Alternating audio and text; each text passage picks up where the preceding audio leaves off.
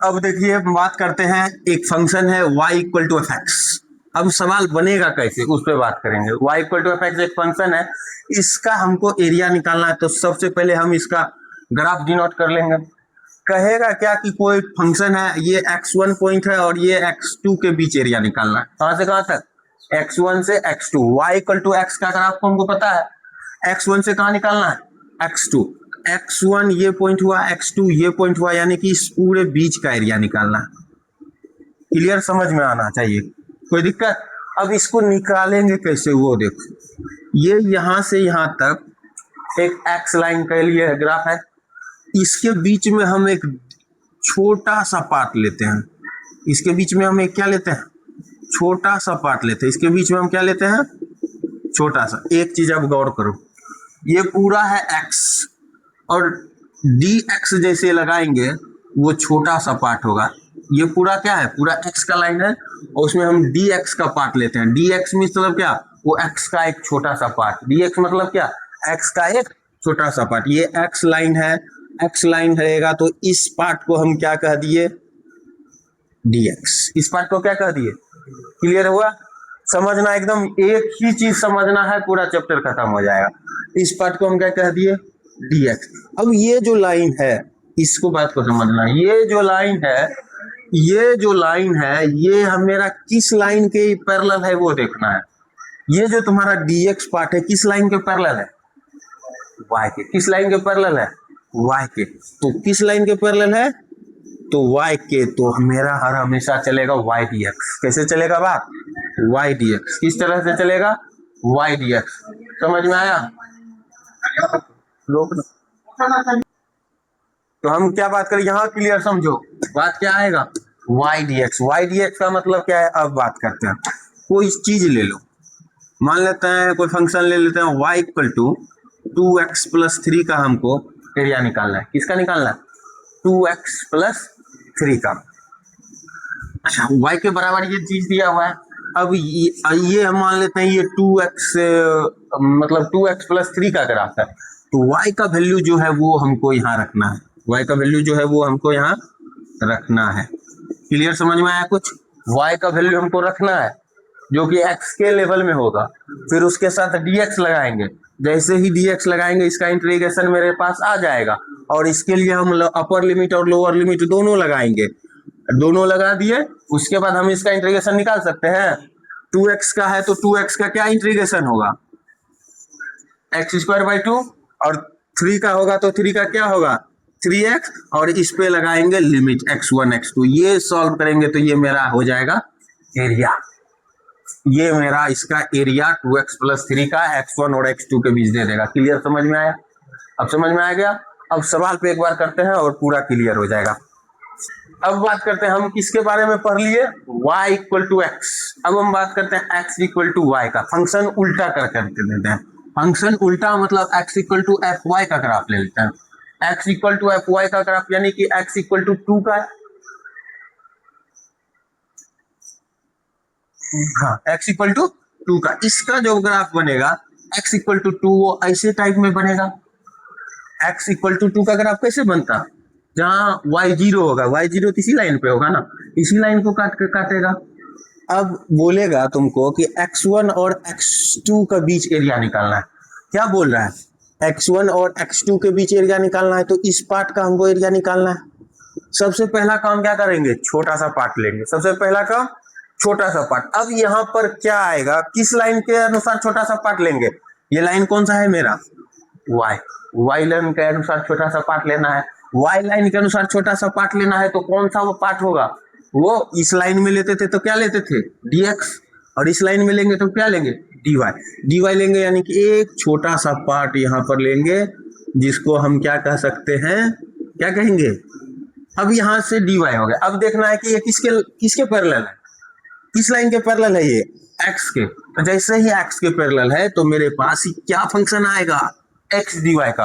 अब x कह रहा है, x क्या कह रहा है? x का जो फंक्शन है वो क्या है? fy का। x का जो फंक्शन है वो क्या है? fy का। ये चीज हुआ। अब यहाँ से कोई y का वैल्यू आएगा जिसका हम इंटीग्रेशन तुरंत निकाल सकते हैं क्योंकि उसके साथ क्या है? dy। लिमिट लगा देंगे फिर, हाँ लिमिट x1 और x2 इंटीग्रेशन लगा के लिमिट लगा देंगे, ये सवाल बनेगा, क्लियर बनेगा।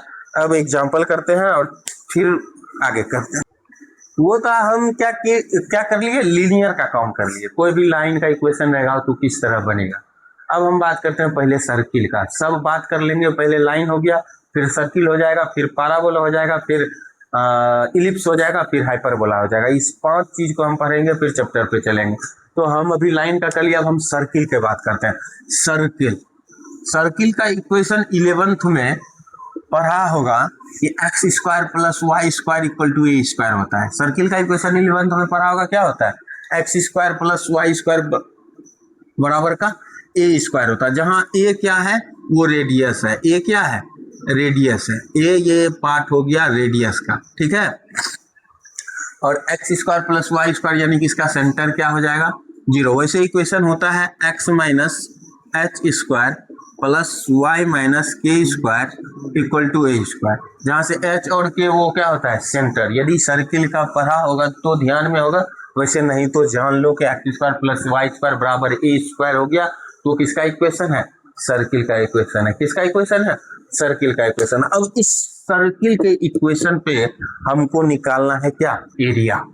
क्या निकालना है, ये पॉइंट पे पहले बात करो। ये जो पॉइंट होगा वो कौन सा पॉइंट होगा, ये रेडियस कितना है, ए, यानी कि एक्स का पॉइंट क्या होगा, यहाँ ए, वाई क्या होगा, एक्स लाइन पे वाई क्या होगा, 0। तो ये जो पॉइंट हुआ तुम्हारा, ये हुआ a0 और ये हो गया 0 2 है। ये देखो कि ये एक पार्ट, 2 पार्ट, 3 पार्ट, 4 पार्ट, चारों पार्ट मोबाइल बाद में चलाना दोस्त, पहले समझ लो। हाँ वीडियो बनाओ ना, क्या दिक्कत है, तो बनाओ, समझ लो। हाँ ई क्या है, ई देखो, हमेशा याद रखना सर्किल का इक्वेशन, ये h को हम 0 कर दिए, k को 0 कर दिए, तो ये चीज आएगा h0 k0। इसी h के मेरा सेंटर बताता है, क्या बताता है, h के क्या बताता है, h0 k0 यानी कि 0 0 सेंटर होगा, h1 k1 यानी कि 1 1 सेंटर होगा, x1 y1 सेंटर होगा, h2 k2 यानी कि 2 और 2 सेंटर होगा। समझा, ये मेन इक्वेशन हुआ, और ये इसका शॉर्ट करके यानी कि एच के का वैल्यू 0 0 है। समझ में आया कुछ।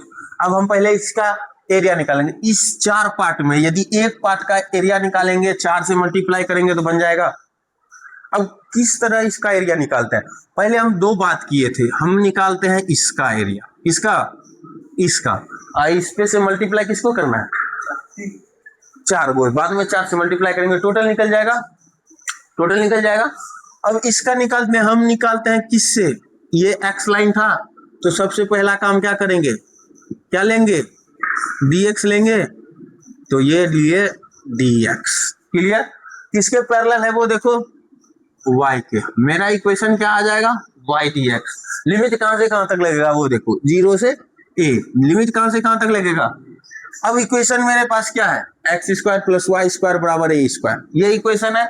यहां से हमको क्या निकालना है, वो यहां से हमको निकालना क्या है, y का वैल्यू निकाल के इसमें पुट कर देना है, और सीधा इंटीग्रेशन करेंगे, आंसर आ जाएगा। y निकालो यहाँ से, वाई स्क्वायर बराबर क्या लिखेंगे, y बराबर क्या लिखेंगे, ये इक्वेशन है, और ये इंटीग्रेशन 7.7, इसका इंटीग्रेशन हमको पता है, इसमें 7.7 में y इक्वल टू क्या आएगा, √a square minus x square. y का वैल्यू यहाँ रखो, 0 से a, √a square minus x square और d स्क्वायर।